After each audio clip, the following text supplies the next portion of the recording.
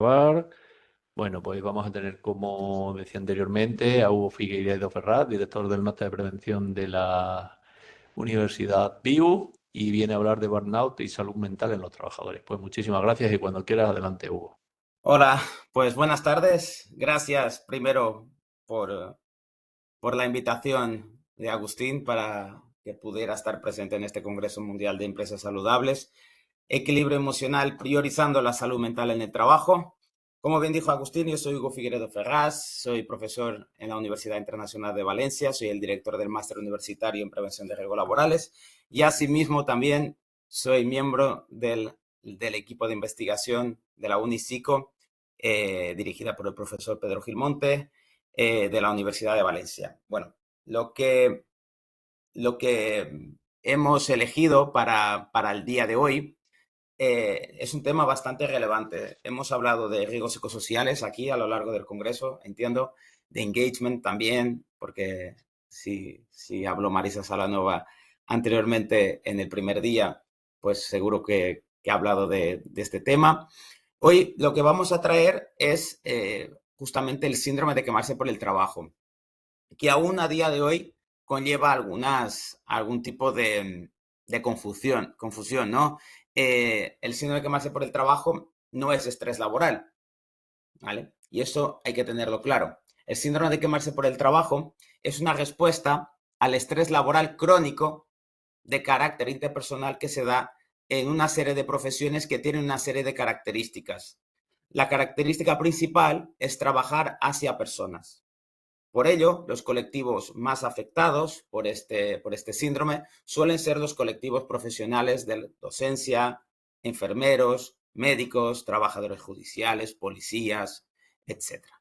¿Vale? Entonces, por un lado tenemos el estrés laboral, y por otro lado tenemos una consecuencia del estrés laboral en forma de respuesta al estrés laboral crónico, que es el síndrome de quemarse por el trabajo o burnout, si lo queremos llamar en inglés. Bueno, un punto importante fue el que en el año 2019 la CIE, o sea, es decir, la OMS, determinó. Como bien sabéis, en el CIE 10, el síndrome de quemarse por el trabajo o burnout estaba incluido en su capítulo 21 de factores que influyen en el estado de salud y contacto con los servicios sanitarios, y en el epígrafe final era un síndrome o un problema relacionado con dificultades en el control de la vida. En el año 2019, en la asamblea que se llevó a cabo, se determinó que a partir del 1 de enero del año 2022, en el CIE 11, que es la clasificación de enfermedad internacional de enfermedades, pues esta clasificación cambiaría, con lo cual el síndrome de quemarse por el trabajo se incluiría en otro apartado. Estaría en factores que influyen en el estado de la salud o contacto con los servicios de la salud, factores que influyen en el estado de la salud, problemas asociados con el empleo y el desempleo. Es decir, el cambio es significativo porque se ubicaba en un apartado de problemas relacionados con dificultad en el control de la vida a problemas asociados única y exclusivamente con el ámbito laboral, ¿ok? Con el empleo. Y esta nueva conceptualización nos permite o nos va a permitir mejorar la identificación del síndrome y, muy importante, su prevención y su tratamiento. Nos ayudará también a tener mejor diagnóstico, porque ya lo tenemos mejor ubicado, ¿no? Nosotros, los que trabajamos en equipos de investigación y trabajamos la variable desde hace muchos años, hemos trabajado durante mucho tiempo para que esta variable, para que este síndrome tuviera esta entidad. Sin embargo, para las personas que están de fuera o para las personas que trabajan en empresas, muchas veces no saben lo que es el síndrome de quemarse por el trabajo, y el simple hecho de decir estoy quemado, y el estoy quemado como un estado, ¿no? Me encuentro quemado, estoy quemado, ¿no? Pero es coloquial, no es algo, como decía la ponente anterior, basado en evidencia. Basado en evidencia es cuando pasamos por un proceso largo hasta que podamos decir que estoy sufriendo síndrome de quemarse por el trabajo. No es un estado, es un proceso. Y ese proceso es largo porque primero tuvo que haber un deterioro del entorno laboral, donde ese deterioro de los riesgos psicosociales se ha cronificado y luego llevó a una respuesta tanto cognitiva, emocional como conductual, que es lo que vamos a explicar a continuación, que es lo que es el síndrome de quemarse por el trabajo. Bien, entonces vamos a empezar con algunos datos que creo que son importantes, datos de antaño, donde no voy a perder mucho tiempo, y datos de hoy en día, ¿vale? Los datos de antaño nos sirven para ver de dónde venimos. El síndrome de quemarse por el trabajo como tal fue acuñado en los años 70 por Freudenberg en Estados Unidos, desde una perspectiva médica. Luego en los años siguientes, creo que por el año 78, Cristina Maslas, que es una de las investigadoras más importantes en el ámbito del síndrome de quemarse por el trabajo, pues desde una perspectiva psicosocial también lo ha definido. Nosotros vamos a tomar la perspectiva psicosocial, no fuéramos nosotros, en este caso yo, psicólogo. Pero desde el año 78 hasta ahora, ¿vale? Fue cuando lo incluyeron en la clasificación de enfermedades internacional de enfermedades. Así que fue un largo camino. Y los costes durante esos años fueron yendo incrementándose. Costes tanto para la salud de los trabajadores, pero también para el Estado, para las empresas. Y ya lo decía la Unión Europea en el año 2000, en el año 94, ¿vale? Que los costes, tanto para la salud como para las organizaciones, son muy altos. En Gran Bretaña, en Reino Unido, en este caso la enfermedad cardíaca representaba 70 millones de días de trabajo por año, además de causar 180.000 muertes anuales. Estas bajas estaban relacionadas con el estrés laboral y el abuso de alcohol, como consecuencia también de este mismo estrés, en algunos individuos tenía un coste estimado para la economía del Reino Unido de 2,2 millones de libras esterlinas debido a las bajas por enfermedad y las rotaciones causadas por el estrés. Más 2 años después, Cox, Griffin y Rial González, en un estudio de la Unión Europea, nos señalaban que el 29% de los trabajadores encuestados creía que su trabajo le había estado afectando la salud. Más de un cuarto, menos de un tercio, pero estábamos ahí. 23% de los encuestados afirmaba haber estado ausente del trabajo en los 12 meses anteriores debido a problemas relacionados con el estrés. Y en la misma línea, este estudio encontró que el promedio de días fue de 4. Y entonces todos los días perdidos de todos los trabajadores en aquel momento en la Unión Europea fueron de 600 millones de días relacionados con el estrés laboral. En el año 2002, luego un poco después, la Comisión estimó que el coste económico anual del estrés antes de la ampliación fue de 20 billones de euros. Y el Eurofond, en el año 2007, nos decía que 27% de los trabajadores, cerca de 55,6 millones, refirió que la exposición a los riesgos psicosociales le afectaba el bienestar mental. En el conjunto de los 27 países, el estrés laboral fue el cuarto problema más importante, donde 23%, casi un cuarto, lo señalaba como el problema más importante relacionado con la salud. Pero si nos venimos a los últimos estudios del año 2017, porque no os traigo los siguientes porque son ya con el tema de la pandemia, con lo cual puede mascarar un poco los resultados, nos decían que la necesidad de actuar en este campo se desprende de la preocupante cifra de 25% de trabajadores europeos que dice experimentar estrés relacionado con el trabajo o la mayor parte de su tiempo de trabajo.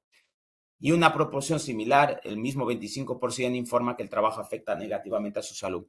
¿Qué es lo que tenemos aquí? Tenemos que en los últimos, los traje estudios del año 2020, de 1994 al año 2017.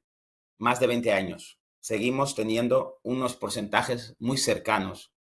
Hemos aumentado los países en la Unión Europea, porque los estudios que os traigo son todos del Eurofond, y seguimos teniendo por encima del 20%, 25%, un cuarto de los trabajadores siente que su salud es afectada debido al estrés laboral. Entonces, algo no estamos haciendo bien, ¿no? Algo no estamos haciendo bien.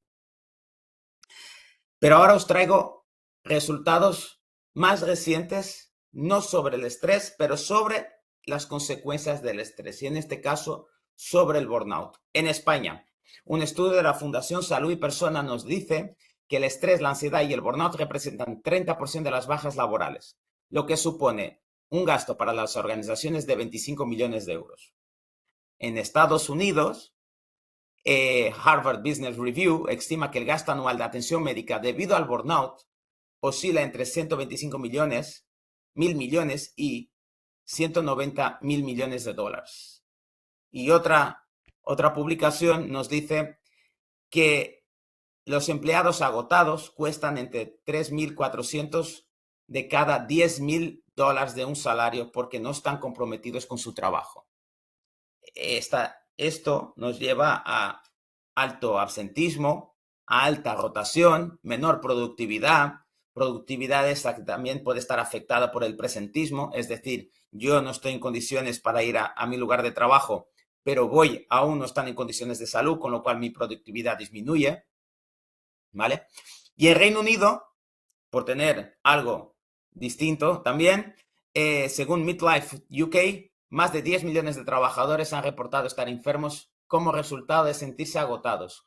Y como resultado del burnout podría estar costando a las empresas de Reino Unido 700 millones de libras esterlinas al año, ya que 2 de cada 5, 44%, admite haber llamado enfermos porque se sienten agotados, estresados, deprimidos, abrumados y desmotivados.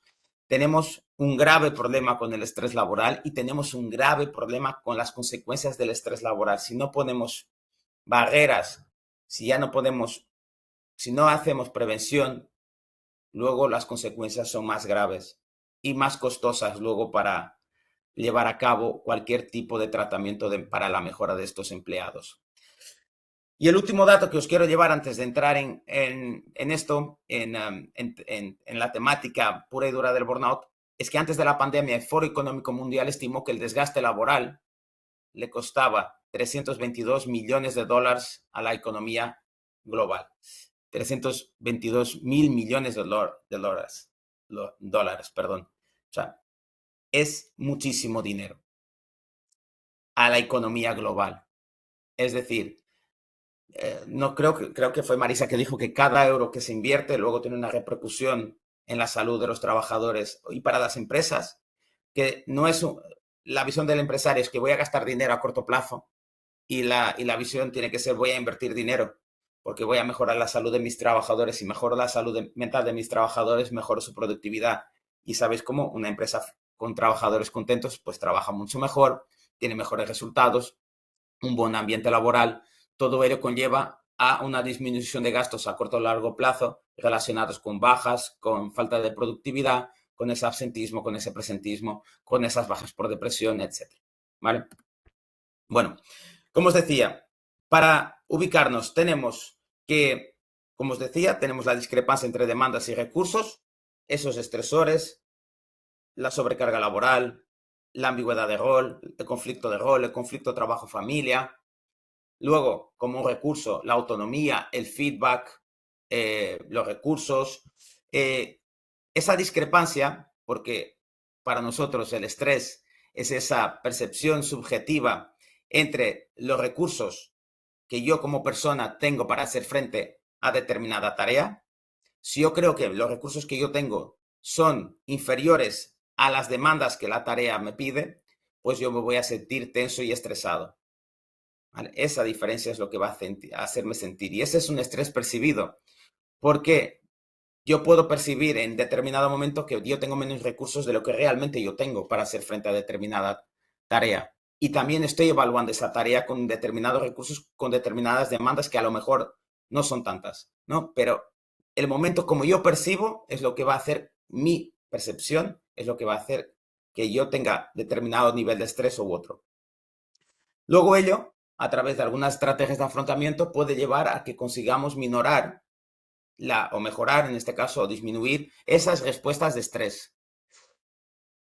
Pero puede que esas estrategias de afrontamiento no sean de todo válidas. Con lo cual, podemos estar en la segunda etapa, que sería esa respuesta al estrés laboral crónico. Es cuando esos estresores se cronifican, cuando esa sobrecarga laboral se cronifica, cuando esa ambigüedad de rol se cronifica, ese conflicto trabajo-familia, cuando todo ello se cronifica, vamos o podemos ir a una respuesta al estrés laboral crónico, que en este caso podría ser el síndrome de quemarse por el trabajo, con respuestas tanto cognitivas, afectivas, actitudinales, conductuales, fisiológicas, que luego pueden llevar a una serie de consecuencias más graves, consecuencias para la salud de los trabajadores, como problemas de salud fisiológicos, psicológicos, la depresión, pero luego también, en algunos casos, al suicidio y en otros problemas que pueden llevar a costes para la empresa, el absentismo, la rotación, los sabotajes, el deterioro de la calidad del servicio, el abandono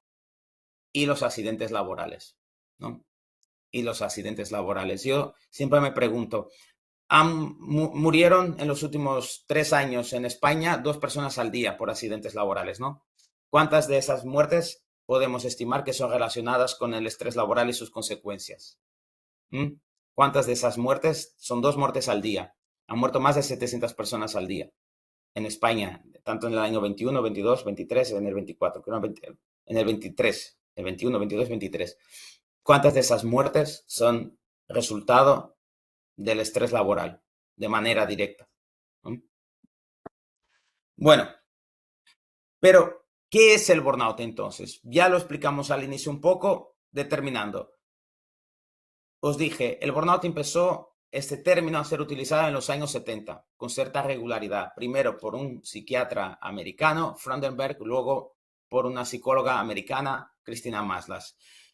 Y al inicio había bastante divergencia sobre lo que era el burnout. Unos desde la perspectiva médica nos decían que era un estado, otros nos decían desde la perspectiva psicológica que era un proceso. Nosotros estamos desde que es un proceso y desde esa visión psicosocial, Maslas definió el burnout como un síndrome de agotamiento físico y emocional que implica el desarrollo de actitudes negativas hacia el trabajo, pobre autoconcepto y pérdida de interés por los clientes que aparecen profesionales que trabajan en organizaciones de servicio, es decir, trabajadores que trabajan hacia otras personas. 3 componentes básicos nos decía Cristina que tiene el burnout: el agotamiento emocional y o físico, la baja productividad y el exceso de despersonalización. En base a ello, realmente creó primero el cuestionario y luego el modelo, pero en base a ello, unido a su teoría, está el cuestionario más conocido y el más utilizado, o sigue siendo el más utilizado a día de hoy, aunque cada vez menos, es el MBI, el Maslow Burnout Inventory. Y seguramente todos ustedes o muchos de ustedes ya lo han escuchado. El MBI, MBA, el Maslow Burnout Inventory, con sus diferentes versiones. Bien. Sin embargo, ese cuestionario, cuando se valida a diferentes lenguas y diferentes entornos y colectivos profesionales no anglosajones, ha conllevado a una serie de problemas psicométricos, que luego lo hablaremos, que ya lo dijo la compañera anterior, ¿no? Un cuestionario tiene que estar validado, pero tiene que estar validado no en español, tiene que estar validado en español, pero para la población mexicana, en español para la población de España, en español para la población de Ecuador, en español. ¿Por qué? Porque tiene que estar validado para nuestro entorno. Y esa validación no me vale que yo coja la versión en español del MBI y si no la tengo validada para mi país, la utilice. Porque la percepción sobre lo que los ítems quieren decir puede cambiar sustancialmente.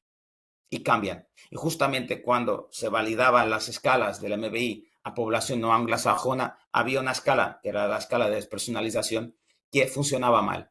Tenía pobre validez de contenido. Lo que nos estaba diciendo es que a lo mejor las personas no entendían de la misma forma que los ingleses, o en este caso los americanos, entendían esos ítems. Entonces no estaba consiguiendo evaluar justamente esa medida. Hugo, te quedan 5 minutos, ¿eh? 5 minutos, vale. Bueno, es que empecé 8 minutos tarde, Agustín. Te los daré Empecé los ahí 10 10. minutos, pero Empecé ahí venga. 10. Vale. Bueno, con lo cual, delimitar los síntomas es muy importante. Hay una idea equivocada de que los síntomas, todo se relaciona con el burnout. Hay una serie de síntomas que son los que más importantes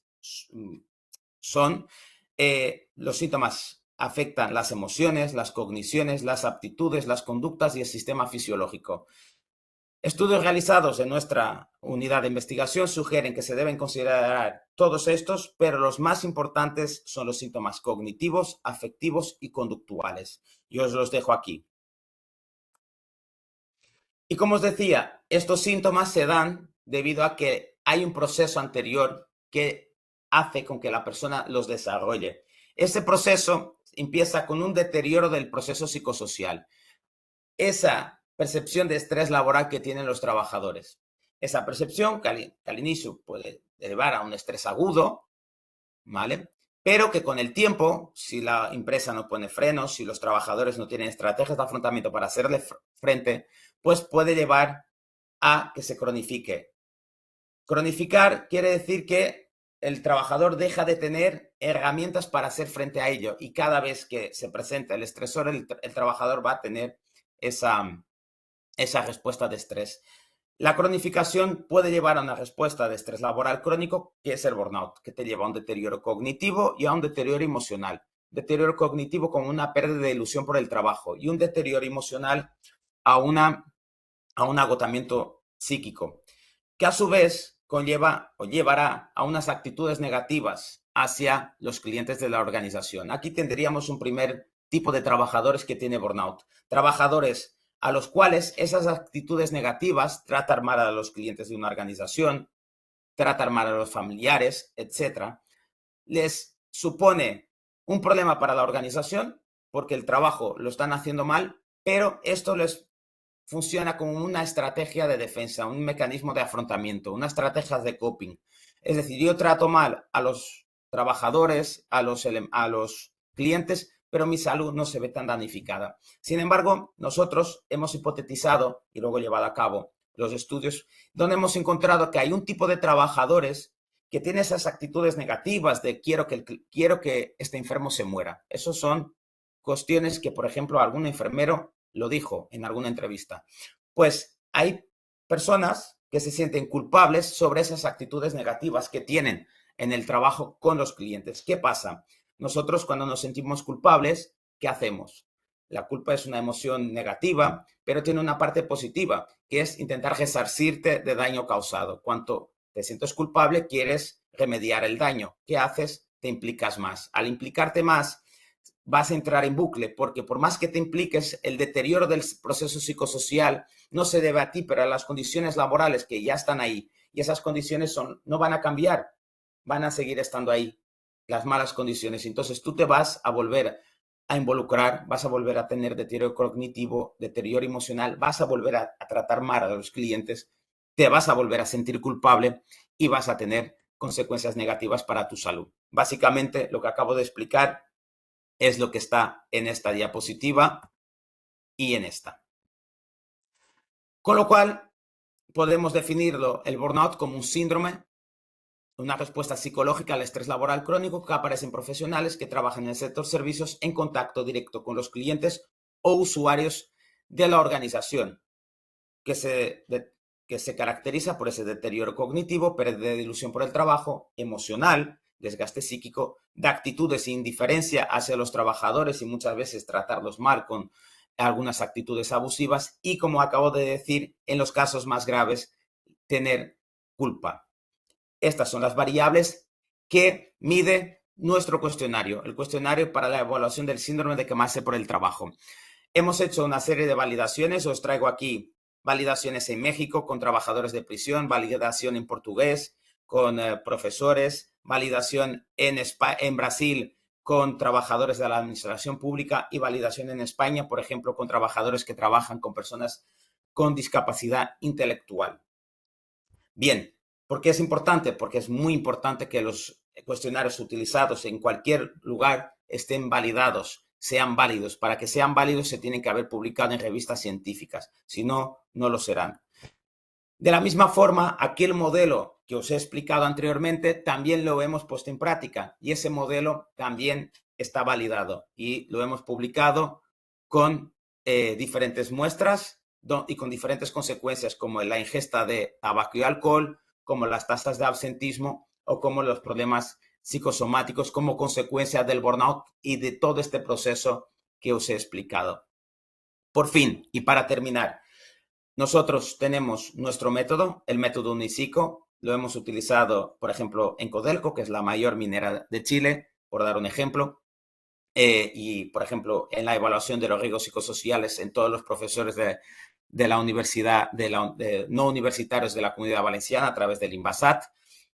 Y hemos utilizado la batería Unipsico, que es la batería que nos permite tanto evaluar los riesgos psicosociales como sus consecuencias, así como también el sistema individual, que son las variables sociodemográficas, que todas ellas pueden tener influencia en el desarrollo del burnout. Y por fin, quiero solo daros una pincelada final porque creo que es muy importante no solo hablar del diagnóstico de lo que es el burnout, cómo lo medimos, pero ¿qué hacemos? Sabéis que tenemos 3 tipos de intervención, desde la intervención primaria de los riesgos psicosociales dirigidas a la organización, que serían intervenciones más a nivel de prevención, y luego la secundaria y la terciaria, que serían más a nivel de intervención. A nivel de intervención o a nivel personal, nos cuesta mucho intervenir en una empresa, cambiar la estructura de la empresa. Decirles, nosotros hacemos un diagnóstico, hacemos una evaluación de riesgos y luego le decimos, esto tenéis que hacer. Y ellos lo hacen o no lo hacen. Muchas siguen sin hacerlo, ¿no? ¿Por qué? Por aquello del coste-beneficio que muchos de los empresarios no lo perciben. Perciben que es más un coste, que no es una inversión y al final el trabajador es el que paga. Pero dentro de las posibles o de las más populares cuestiones que nosotros solemos recomendar y se suelen aplicar, pues pueden ser programas de formación para el manejo de los riesgos psicosociales, cambiar los patrones de trabajo, por ejemplo, desarrollar habilidades de afrontamiento, obtener apoyo social, muy importante el apoyo social, utilizar estrategias de relajación, promover salud y bienestar físico, algo que acabamos de escuchar anteriormente, y desarrollar una mejor autocomprensión. Todo a través de una serie de técnicas, muchas de ellas a nivel de técnicas de psicología, como por ejemplo la reestructuración cognitiva, gestión del tiempo, gestión de conflictos. Luego, propuestas orientadas al empleo. En este caso son estrategias menos comunes, como os digo, más costosas porque las empresas las tienen que aplicar, serían de más complicada implementación, pero pueden, por ejemplo, rediseñar las tareas laborales, mejorar el reconocimiento del trabajo y desarrollar políticas más justas y equitativas, así como también mejorar los estilos de liderazgo. Es el liderazgo saludable, el liderazgo transformacional, que aún justamente también la ponente anterior nos lo ha comentado, nos dijo la importancia de ese tipo de liderazgo. Agustín, me queda, ¿puedo 2 minutitos solo? ¿Vale? Para terminar. Por fin, os quería dar solo un ejemplo de una intervención que nuestro equipo de investigación hizo y quería enseñaros solo los resultados. Es muy rápido. Nosotros hicimos un programa de entrenamiento cognitivo-conductual para profesores no universitarios. Llevamos a cabo 10 sesiones, que, como os acabo de explicar antes, incidían tanto en la parte cognitiva como en la parte emocional, como en la parte de las actitudes. Entrenamiento y relajación, gestión emocional, diálogo interno, resolución de problemas, autoorganización personal y profesional, reestructuración cognitiva y apoyo social, muy importantes. Con estos objetivos que tenéis aquí a mi lado derecho. Manejar síntomas psicosomáticos, fomentar el apoyo social, etc. Tuvimos 66 participantes y los hemos dividido en 3 tiempos. Tiempo 1, tiempo 2, donde llevamos a cabo la intervención entre tiempo 1 y el tiempo 2 y luego de tiempo 2 a tiempo 3 sin intervención. Un follow-up para ver si realmente los resultados se mantenían en el tiempo. ¿Vale? Tuvimos un grupo de no entrenado y un grupo entrenado para poder comparar. Solo para que veáis las diferencias significativas que encontramos. Las medias en el grupo entrenado con altos problemas de salud en burnout han subido en ilusión por el trabajo y han disminuido en desgaste psíquico, indolencia y culpa y en la totalidad del síndrome de quemarse por el trabajo. Todo ello de manera significativa. En aquellas personas que tenían bajos niveles de problemas de salud, el tratamiento no les ha resultado significativo en ningún cambio porque no tenía ningún problema. Ahora bien, en aquellas personas con altos problemas, pero que no estaban en el grupo entrenado, que no tuvieron acceso al tratamiento, sus niveles se mantuvieron. Luego de tiempo 1 a tiempo 3, lo que encontramos que queríamos ver si realmente los efectos del tratamiento habían sido, es decir, se habían consolidado después de que ellos no tuvieran tratamiento durante 4 meses. Y efectivamente, el incremento de la ilusión y la bajada tanto de desgaste como de la de indolencia, culpa, como del síndrome de quemarse por el trabajo siguió siendo significativa. Las personas que no tenían problemas de salud seguían sin tenerlos, con lo cual el entrenamiento no les resultó especialmente necesario. Y aquellos que tenían altos problemas de salud sin entrenamiento siguieron estando con altos problemas de salud y sus niveles han sido estables.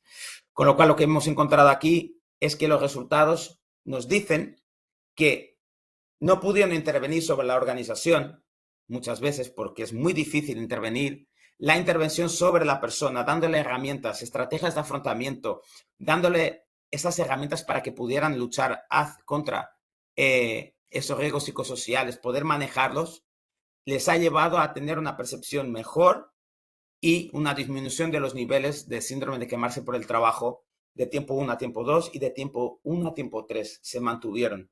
Con lo cual es muy importante también tener esto en consideración porque muchas veces nosotros tenemos un sistema de atención primaria bastante mejorable. Deberíamos tener más psicólogos con más formación en riesgos psicosociales también.